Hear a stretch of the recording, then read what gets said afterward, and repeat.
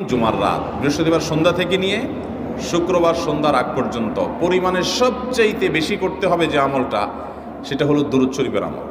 নবী করিম সাল্লাল্লাহু আলাইহি ওয়াসাল্লাম বলেছেন, আকসিরু আলাইয়া মিনাস সালাতি মিন ইয়াউমিল জুমআতি ওয়া লাইলাতিল জুমআহ, তোমরা জুমার দিন এবং জুমার রাতে আমার প্রতি বেশি বেশি দুরূদ পাঠ করবে, দুরূদ প্রেরণ করবে। ফা ইন্না সালাতাকুম মা'রুদাতুন আলাই, কারণ তোমরা যে দুরূদ পাঠ করো এটা আমার কাছে পেশ করেন আল্লাহর ফেরেশতারা, এবং রীতিমতো নামধাম সহকারে আল্লাহর একদল ফেরেশতা নিয়োজিত আছে। তারা বলেন, আল্লাহ, হে আল্লাহ রসুল, আপনার অমুক উম্মত, অমুক অনুসারী, আল্লাহর অমুক বান্দা পৃথিবীর অমুক প্রান্ত থেকে, অমুক দেশ থেকে, অমুকের সন্তান, সে আপনার প্রতি দুরূদ পেশ করেছে জুমার দিনে, জুমার রাতে বা অন্য সময়ে।